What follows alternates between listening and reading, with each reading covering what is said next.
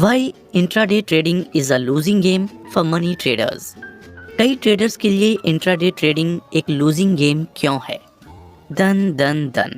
सुबह की usual wake up bell ने मुझे गहरी नींद से जगा दिया। ठीक 4 बजे थे। विपश्यना मेडिटेशन प्रोग्राम का ये 9वां दिन था, लेकिन मुझे खुशी हुई क्योंकि शाम तक मैं बोल सकता हूँ, मैं अपने मोबाइल का इस्तेमाल कर सकता हूँ, और सबसे ज़रूरी बात ये कि मैं उन सभी क्रेजी आइडियाज़ को लिख सकता हूँ जो पिछले 8 दिनों के इंटेंस मेडिटेशन हर दिन 14 घंटे में मेरे दिमाग में आए। मेडिटेट करो, कुछ सवालों का जवाब गूगल नहीं दे सकता। मैं वहाँ एक वजह से था। मैंने सपने में भी नहीं सोचा था कि इंट्राडे ट्रेडिंग में अपने करियर में बेस्ट मनी बनाने के दिन मैं दुखी हो जाऊंगा। लेकिन इतना माइजरेबल दिन एक्सपीरियंस करने के बाद मैं 10 दिनों के इंटेंस विपश्यना प्रोग्राम में जाने का फैसला किया, जिसे मैंने कुछ सालों के लिए पोस्टपोन कर दिया था। मैं नहीं जानता था कि मैं अपने दुख की वजहों को जानना चाहता हूँ या मैं एक डे ट्रेडर के रूप में सुधरना चाहता हूँ। लेकिन चाहे कुछ भी हो, प्रोग्राम को पूरा करने का फैसला किया। काफी मशक्कत के साथ मैं प्रोग्राम के 9वें दिन पहुंचा। 9वें दिन दोपहर तक सभी मेडिटेशन सेशंस बहुत अच्छे से चले।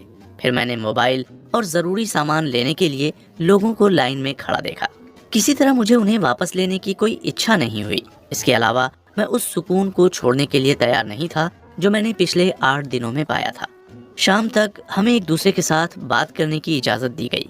विपश्यना प्रोग्राम में लोगों को 9वें दिन शाम तक मौन व्रत रखना था, और मैंने पैगोडा के पास एक छोटी सी गैदरिंग देखी। मैं वहीं खड़ा हो गया और धीरे धीरे उनसे बात करने लगा। जब मैंने ग्रुप में अपना इंट्रोडक्शन दिया तो एक आदमी तुरंत चिल्लाया, वाह, यहाँ एक और स्टॉक मार्केट ट्रेडर है। मैंने कहा, क्या तुम सीरियस हो?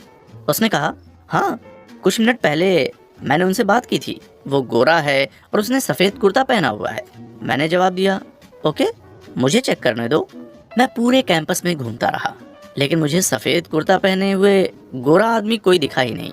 अगले दिन मैंने उसे देखा और हमने कुछ देर बात की। मैं चौंक गया जब मुझे पता चला कि पिछले हफ्ते ही उसने फुल टाइम डे ट्रेडिंग करने के लिए अपनी नौकरी छोड़ दी थी और अपनी न्यूली वेडेड वाइफ के साथ प्रोग्राम में आया था।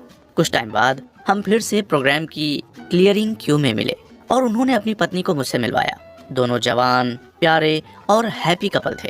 उसी समय मैंने उनकी मदद करने का फैसला किया, यदि पैसा बनाने में नहीं तो कम से कम डे ट्रेडिंग में एक सिग्निफिकेंट अमाउंट न खोने में। प्रोग्राम पूरा होने के कुछ दिनों बाद उन्होंने मुझे अपने घर बुलाया। वे मेरी तरह जल्दी उठने वालों में से थे, इसलिए एक दिन मैं उनके घर नाश्ता करने गया। नाश्ते के बाद उन्होंने अपना ट्रेडिंग सिस्टम समझाना शुरू किया, जिससे उन्हें अपनी कॉर्पोरेट जॉब छोड़ने और करियर के रूप में फुल टाइम ट्रेडिंग करने का कॉन्फिडेंस मिला। मुझे नहीं पता था कि आखिर मैं क्या कहूँ, क्योंकि उन्होंने एक सुपर ट्रेड इंडिकेटर का इस्तेमाल करके एक सिंपल सिस्टम तैयार किया जो एक ट्रेडिंग एनवायरनमेंट में अच्छी तरह से काम करती है। निफ्टी और बैंक निफ्टी दोनों पिछले कुछ महीनों से ट्रेंड कर रहे थे और इसलिए उन्हें अपने ट्रेडिंग में अच्छे रिजल्ट मिले। इस लिमिटेड फेवरेबल एक्सपीरियंस की वजह से उन्होंने फुल टाइम ट्रेडिंग करने का फैसला लिया था। लेकिन उन्हें नहीं पता था कि जब मार्केट साइडवेज ट्रेंड या एक नैरो रेंज पीरियड में चला जाता है तो उसके सिस्टम का क्या होता है। अगर आप अवेयर नहीं हैं तो कोई भी ट्रेडिंग सिस्टम ट्रेंडिंग एनवायरनमेंट में अच्छे रिजल्ट्स देता है, लेकिन वही सिस्टम साइडवेज एनवायरनमेंट में बहुत ही खराब रिजल्ट शो करता है जब मार्केट वोलाटाइल होती है। इसी तरह एक मीन रिवर्जन ट्रेडिंग सिस्टम लो खरीदें और हाई बेचें साइडवेज ट्रेंड में अच्छी तरह से काम करती है, लेकिन ये एक ट्रेंडिंग एनवायरनमेंट में बुरी तरह से फेल हो जाती है। तो आदमी को अपने ट्रेडिंग के साथ मार्केट के इन अलग अलग फेज का एक्सपीरियंस करना पड़ता है ताकि वो अपने ट्रेडिंग सिस्टम या कॉन्सेप्ट में डिफरेंशिएट कर पाए कि कब ये काम करता है और कब फेल होता है। मार्केट की फेवरेबल कंडीशन में वो पिरामिड की कंडीशंस के बारे में सोच सकता है और दूसरे मामलों में उसे ट्रेडिंग को अवॉइड करने या पर ट्रेडिंग कम जोखिम लेने के लिए नए रूल्स डेवलप करने चाहिए। मैंने उसे ये सारी बातें समझाई। इसके अलावा मैं उनसे संपर्क में रहा और समय समय पर इंट्राडे ट्रेडिंग के बारे में ज़रूरी जानकारी शेयर करता रहा। कुछ सालों के स्ट्रगल के बाद उन्होंने अपना खुद का डे ट्रेडिंग सिस्टम डेवलप किया जो उनकी पर्सनालिटी को सूट करती है और आज वो एक ट्रेडर की फ्रीडम का मजा ले रहे हैं। मैं कहानी के बचे भाग को बाद के चैप्टर्स में सही समय पर शेयर करूंगा, जैसे कि मेरे दुख की वजह जब मैंने बहुत पैसा कमाया और मेरे दोस्त ने सफल ट्रेडिंग की और कैसे प्रोग्रेस की। इंट्राडे ट्रेडिंग सिर्फ एक T20 क्रिकेट गेम क्यों है? T20 क्रिकेट सबसे एग्रेसिव और कॉम्पिटिटिव स्पोर्ट है। हर क्रिकेटर हर खेल के लिए इनक्रेडिबल प्रिपरेशन करता है और खामियों के बिना इसे एग्जीक्यूट करने की कोशिश करता है। इंट्राडे ट्रेडिंग किसी भी T20 गेम की तरह एग्रेसिव और कॉम्पिटिटिव हो सकती है। दोनों खेलों में स्टेक्स हाई होते हैं और जो खेल जीतने में लगता है वो उससे कहीं ज्यादा है जो आप अपने मोबाइल या टीवी स्क्रीन पर देखते हैं। 2011 ICC वर्ल्ड कप खिताब के लिए भारत को कोचिंग देने वाले गैरी कर्स्टन ने कहा, हम इंडिविजुअल सक्सेस पर फोकस से हट गए हैं और उस पर ध्यान जो हम एक टीम की तरह हासिल करना चाहते थे। कई खिलाड़ियों ने खुलासा किया कि गैरी 90% से ज्यादा टाइम वीडियो फुटेज, इन गेम प्रोबेबिलिटीज और स्ट्रेटजीज एनालिसिस करने में लगाते थे।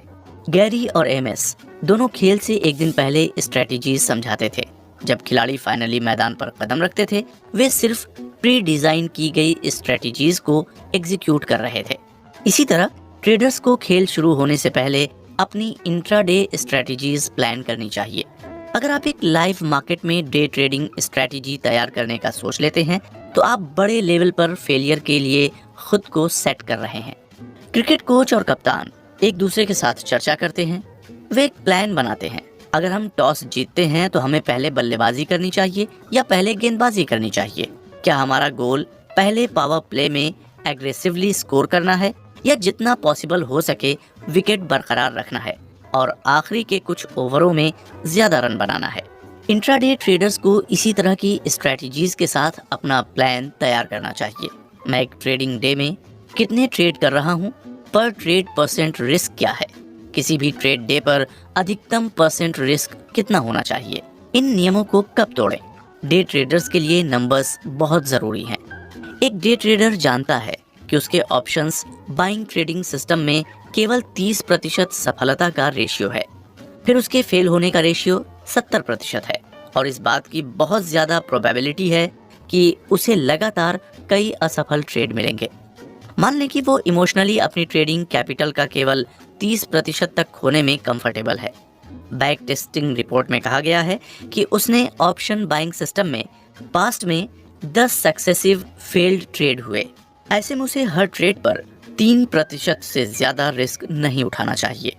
कुछ T20 खेलों में लोग क्रिकेट अंपायरों को दोष देते हैं और कहते हैं कि उनकी गलती की वजह से उन्हें खेल में प्राइस चुकानी पड़ी, लेकिन सच्चाई कड़वी है। अंपायरों की वजह से कभी किसी का खेल खराब नहीं हुआ। हो सकता है कि कभी कभार उन्होंने गलती की हो, लेकिन ये टीम ही है जो अंत में खेल जीतती या हारती है। यदि कोई टीम अपोनेंट के सभी 10 विकेट लेती है या 50 से 100 प्लस रन बनाती है तो अंपायर कॉल मायने नहीं रखती। इसी तरह मार्केट को डे ट्रेडर से कोई शिकायत नहीं है। डे ट्रेडिंग सिर्फ एक ट्रेडिंग टाइप है। अगर आप सही हैं तो मार्केट आपको पैसे का रिवार्ड देता है और अगर आप गलत हैं तो ये आपके पैसे वापस ले लेता है। 5 कारण क्यों लोग इंट्राडे ट्रेडिंग में छलांग लगाते हैं। आम लोगों के लिए इंट्राडे ट्रेडिंग एक रोमांचक और मिस्टीरियस एक्टिविटी है। यूट्यूब पर आकर्षक प्रॉफिट मेकिंग वीडियो एड सबसे ज्यादा एक्साइट करते हैं। अगर आप किसी आदमी से इंट्राडे ट्रेडिंग सुनते ही उसके दिमाग में आने वाले शब्द बोलने को कहते हैं तो वो या तो पैसा या डर कहते हैं। मैं आपको एक ओपन सीक्रेट बताता हूँ, इंट्राडे ट्रेडिंग चैलेंजिंग है और ज्यादातर लोग इसमें पैसा गंवा देते हैं। सबसे पहले हम ये पता लगाएंगे कि ये जानते हुए कि मेजॉरिटी अपना पैसा गंवा देती है, लोग इंट्राडे ट्रेडिंग में क्यों छलांग लगाते हैं। क्योंकि अगर हम ये पता लगा लें कि प्रॉब्लम क्या है तो हम इसे सॉल्व करने के तरीकों की तलाश कर सकते हैं। आगे वो 5 आसान रीजंस हैं जो युवाओं को डे ट्रेडिंग की तरफ अट्रैक्ट करते हैं। पहला, क्विक मनी। वॉरेन बफेट की हैसियत $100 बिलियन से ज्यादा है, लेकिन मैं शर्त लगा सकता हूँ कि वो फिर से 40 होने के लिए $99 बिलियन पे करने में खुश होंगे। ये इंडिकेट करता है कि टाइम हमारी सबसे बड़ा एसेट है। वॉरेन बफेट और टीम और उनके फॉलोअर्स को छोड़कर हम में से हर कोई क्विक मनी बनाना चाहता है। इसका मतलब है कि हम समय का फायदा उठाना चाहते हैं जो हमारा सबसे बड़ा एसेट है। अगर नहीं तो आप इस बुक को नहीं उठाते। पैसा लाइफ में ज्यादा कंफर्ट और लग्जरी देता है। हर कोई सोचता है कि क्विक मनी जनरेट करने के लिए इंट्राडे ट्रेडिंग सबसे अच्छा प्लेटफॉर्म है। कैसीनो, लॉटरी और गैम्बलिंग के अलावा इसमें कोई शक नहीं है कि इंट्राडे ट्रेडिंग पैसा बनाने के क्विक प्लेटफॉर्मों में से एक है। लेकिन पहले 3 की तरह ये कुछ रिस्क के साथ आता है और स्पेसिफिक स्किल्स की मांग करता है। अगर आप इन सभी रिस्क से कम करने वाले रीजंस को जाने बिना और नेसेसरी स्किल्स डेवलप करने के पहले ट्रेड कर रहे हैं तो आप केवल एक और लूजिंग प्लेयर बन जाएंगे। दूसरा, स्मॉल कैपिटल। कुछ साल पहले मैं एक छोटे से कमिटेड ट्रेडर्स ग्रुप को एक पोजिशनल ब्रेकआउट ट्रेडिंग सिस्टम सिखाया था। इसमें हर महीने के आखिर में एक कैचअप मीटिंग शामिल थी।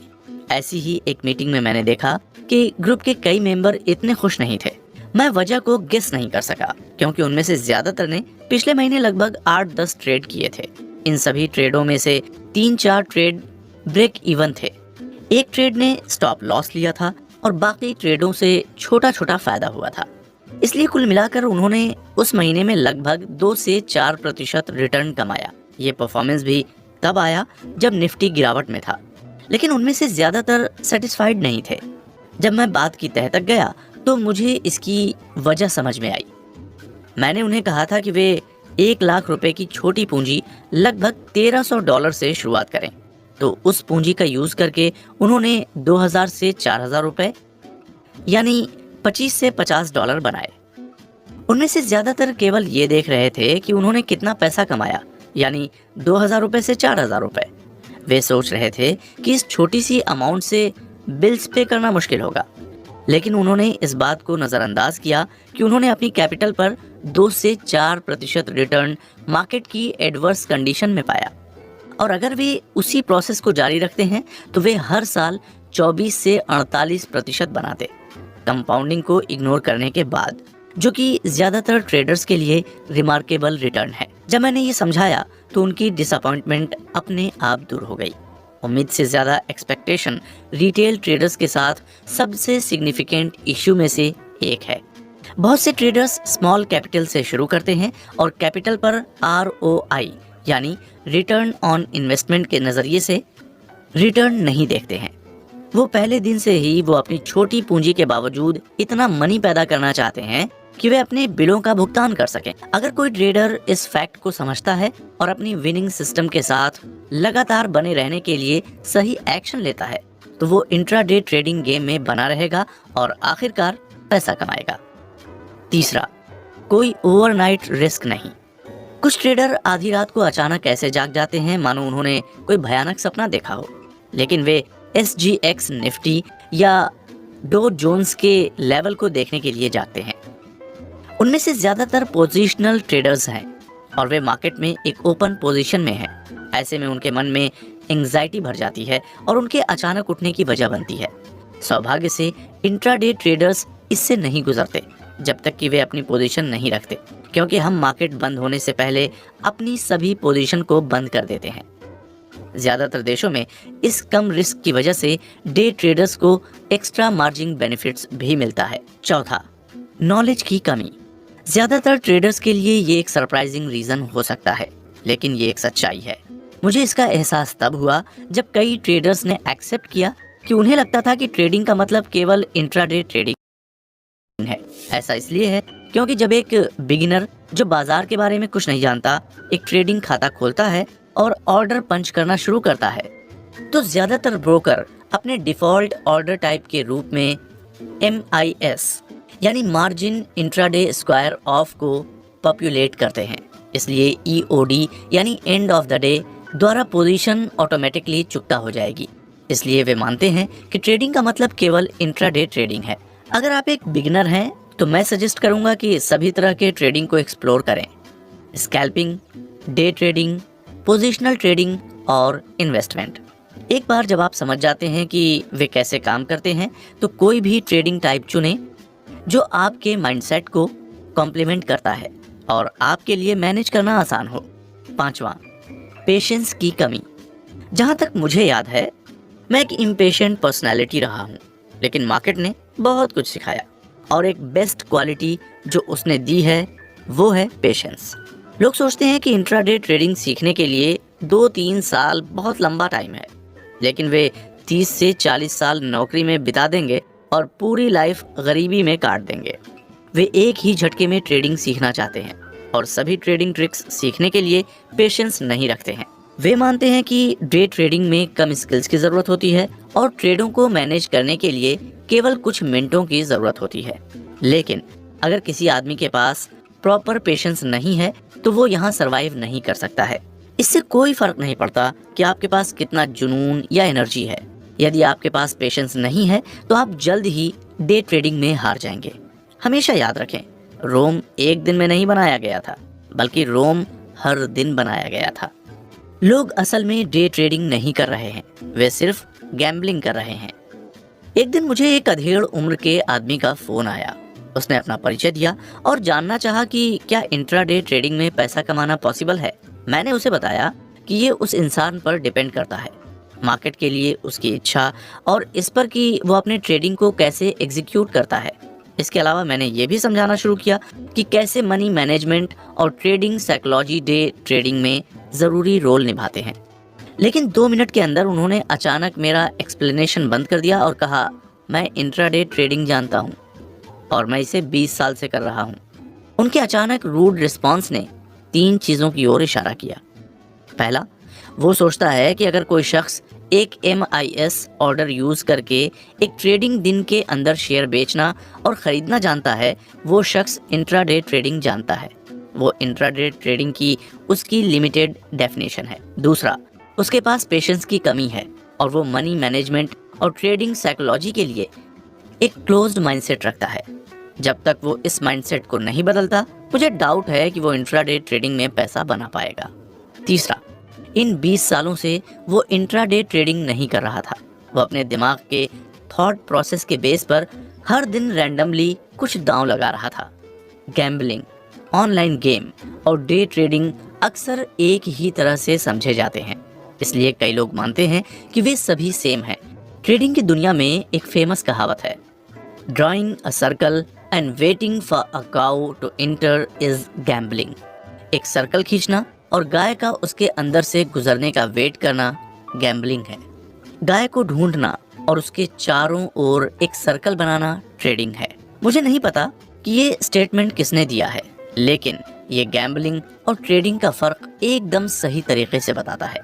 ज्यादा क्लियर करने के लिए मैं कुछ एग्जाम्पल दे सकता हूँ। इफ यू आर गेसिंग, यू आर गैम्बलिंग। एक स्थानीय सब्जी विक्रेता जो अपने ठेले से गली गली सब्जियां बेचता है, प्राइमरी बाजार या आसपास के गांवों से थोक में सब्जियां खरीदता है और कम क्वांटिटी में कई लोगों को ज्यादा प्राइस पर बेचता है। आपको लगता है कि वो गैम्बलिंग है? यदि आपका आंसर है नहीं, तो इंट्राडे ट्रेडिंग भी गैम्बलिंग नहीं है। सब्जी विक्रेता अपना हिसाब लगाता है और कुछ फायदा कमाने के लिए सब्जियों को ऊंचे दामों पर बेचता है। उसी तरह कीमतों में उतार चढ़ाव का हिसाब करने और ट्रेडों को लेने के लिए डे ट्रेडर्स की अपनी तकनीक होती है। लेकिन मेन मुद्दा ये है कि बहुत से लोग इस एनालाइजेशन को नज़रअंदाज कर देते हैं। डे ट्रेडिंग के लिए ज़रूरी स्किल सीखने के लिए मेहनत नहीं करते हैं और सीधे इंट्राडे बेट्स लगाना शुरू कर देते हैं। हम एक और एग्जांपल ले सकते हैं। IPL ने भारतीय क्रिकेट के माहौल को बड़े लेवल पर बदल दिया, बल्कि ये कई युवा भारतीय क्रिकेटरों के लिए अपना टैलेंट दिखाने और देश के लिए खेलने का नंबर 1 प्लेटफॉर्म है। लेकिन कई लोग IPL के हर मैच पर सट्टा लगाते हैं और वे पैसे गंवा देते हैं। ऐसे में क्या आपको लगता है कि IPL खराब है? IPL सिर्फ एक फैंटास्टिक प्लेटफॉर्म है। ये उस आदमी पर डिपेंड करता है कि वो इसमें पार्टिसिपेट करना चाहता है और इस तरह नेशनल के लिए खेलना चाहता है, या सभी पैसे गंवाने के लिए कुछ बेवकूफ़ी से भरे मामलों पर बेट करना चाहता है। इंट्राडे ट्रेडिंग IPL की तरह है। कोई इसका यूज़ अच्छा और पैसा कमाने के लिए या फिर सारा पैसा गंवाने के लिए गैम्बलिंग सोर्स की तरह कर सकता है। आप कौन सा चुनते हैं? सक्सेस के लिए विराट कोहली के 4 नियम। क्या आप जानना चाहते हैं कि विराट कोहली इस प्लेनेट पर सबसे सफल क्रिकेटर क्यों हैं? कई रीजंस हैं, लेकिन आइए केवल 4 रीजंस की स्टडी करें और समझें कि उन्हें कैसे लागू करें इंट्राडे ट्रेडिंग में। पहला, खेल के लिए कमिटमेंट। दिसंबर 2006 की बात है। विराट 18 साल के थे और वो दिल्ली की ओर से एक रणजी मैच में खेल रहे थे जो कर्नाटक के खिलाफ था। वो रात भर में 40 रन बनाकर नॉट आउट रहे, लेकिन उनके पिता को एक हार्ट अटैक पड़ा और उनकी डेथ हो गई।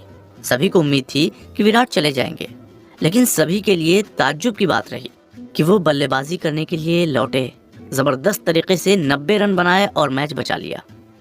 क्या आप उसकी कमिटमेंट के लेवल को इमेजिन कर सकते हैं? मार्केट के लिए अपनी कमिटमेंट की कमी के लिए लोग कई बहाने बनाते हैं। इन बहानों में नौकरी का दबाव, फैमिली इश्यूज, इंफ्रास्ट्रक्चर की कमी, नॉलेज की कमी वगैरह वगैरह शामिल हैं। लेकिन आपकी लाइफ में या तो बहाने या रिजल्ट हो सकते हैं, दोनों नहीं हो सकते हैं। इसलिए अगर आप रिजल्ट चाहते हैं तो बहाने के बारे में बात करना बंद कर दें, क्योंकि जब आप बहाने नहीं बनाते तो आपका दिमाग प्रॉब्लम से निपटने का रास्ता खोज लेगा। दूसरा, फोकस का पावर। आजकल हमारे जीवन में बहुत सी ऐसी चीजें हैं जो आसानी से हमारे मन को अपने गोल पाने से डिस्ट्रैक्ट कर सकती हैं। लेकिन अगर आप डिस्ट्रैक्शन से बच सकते हैं और अपने काम पर फोकस कर सकते हैं तो सक्सेस आपके दरवाजे पर दस्तक देती है। विराट इसमें मास्टर हैं और वो हमेशा क्रिकेट पर फोकस करते हैं। कई ट्रेडर्स एक ट्रेडिंग सिस्टम पर टिक पाते हैं। जब आप किसी आदमी के साथ कुछ टाइम के लिए रहते हैं तभी आप अलग अलग कंडीशंस में उस शख्स के नेचर को जज कर सकते हैं। इसी तरह जब कोई ट्रेडर एक ट्रेडिंग स्ट्रैटेजी का काफ़ी समय तक यूज़ करता है तभी उसे पता चलेगा कि ये स्ट्रैटेजी कब ज़्यादा फायदा देती है या कब नुकसान देती है वगैरह। तीसरा, फिटनेस इज द की। क्या आप 3 सबसे फिटेस्ट क्रिकेटरों का नाम बता सकते हैं? ये सवाल आप इस प्लेनेट के किसी से भी पूछ सकते हैं और हर कोई लिस्ट में विराट का नाम लेता है।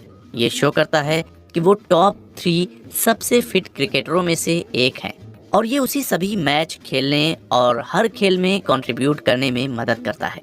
उनकी फिटनेस उन्हें बेहतर परफॉर्मेंस के लिए फ्लेक्सिबिलिटी और क्विक रिफ्लेक्सेस देती है।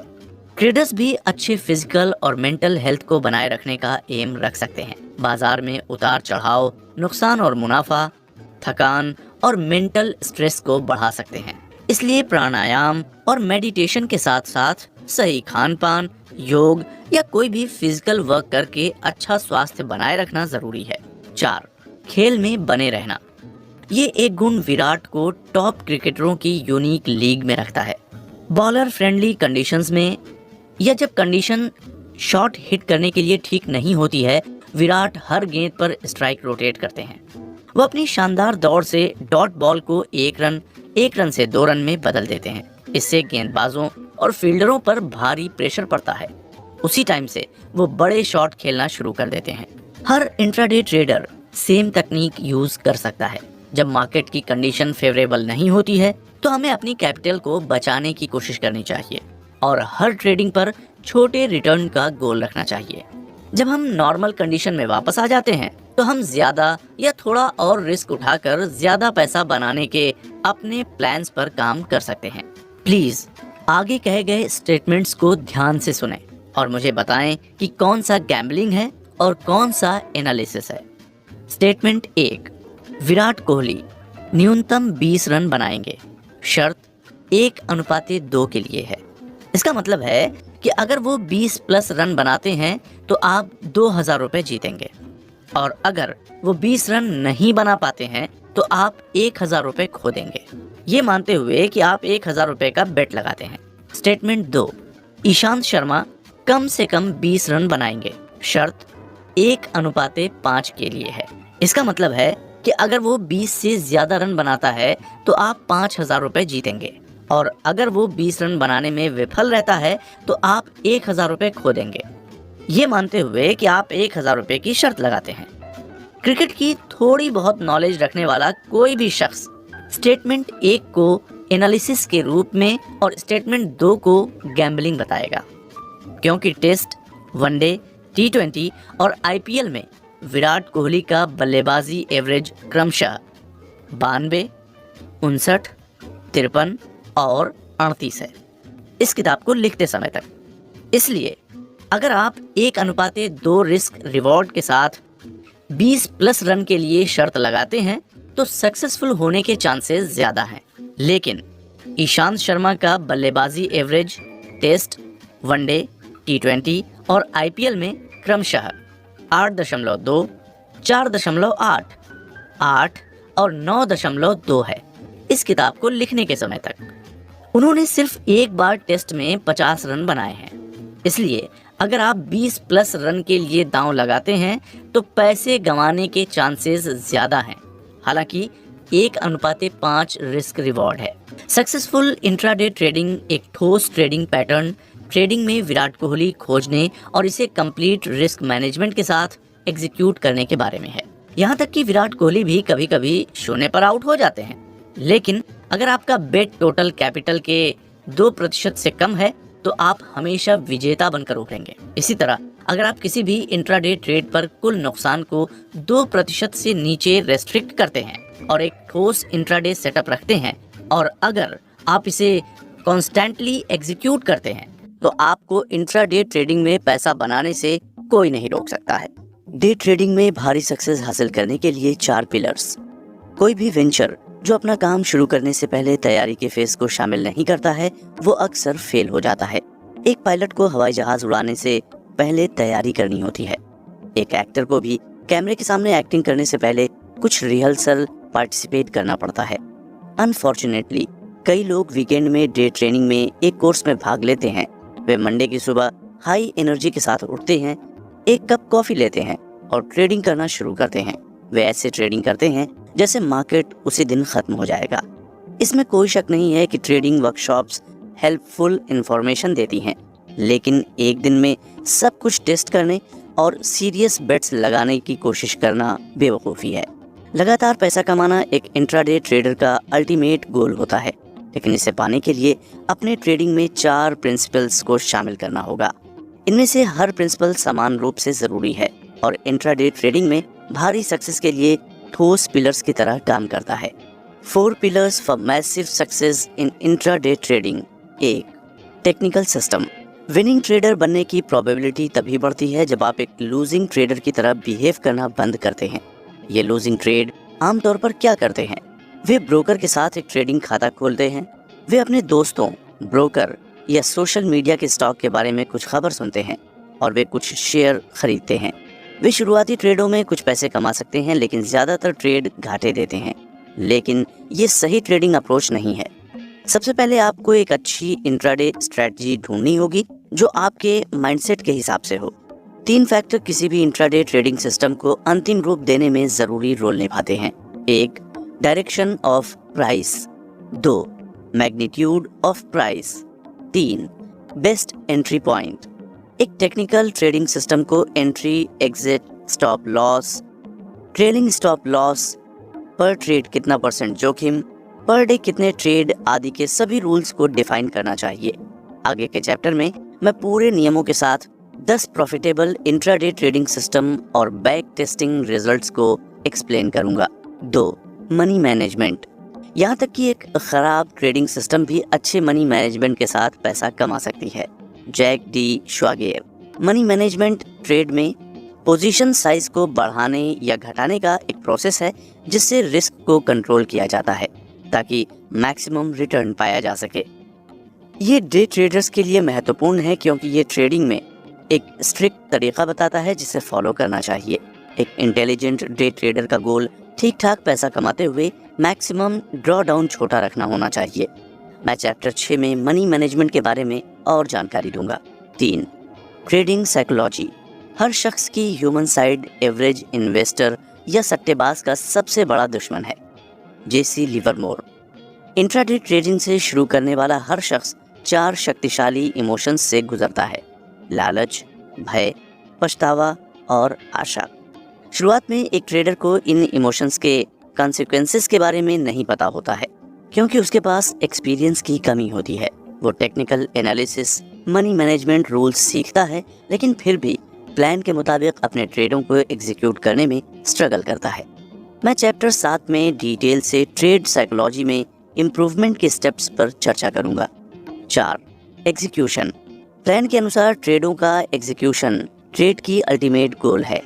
एक बार जब आप एक पॉजिटिव एक्सपेक्टेंसी सिस्टम डेवलप कर लेते हैं और मनी मैनेजमेंट रूल्स को समझ लेते हैं तो ये एक बैलेंस माइंडसेट यानी साइकोलॉजी को ध्यान में रखते हुए डिफरेंट मार्केट कंडीशंस में ट्रेडों के एग्जीक्यूशन करने के बारे में है। ट्रेडिंग के बारे में 2 बातें हमेशा याद रखें। 1, आप पैसे कमाने के बिजनेस में आज हैं और अगर हो सके तो हर दिन। 2, पैसा उन लोगों के पास नहीं जाता जिन्हें इसकी सबसे ज़्यादा ज़रूरत है, ये उन लोगों के पास जाता है जो इसे मल्टीप्लाई करते हैं। एक सक्सेसफुल डे ट्रेडर बनने के लिए ये सभी 4 पिलर ज़रूरी हैं।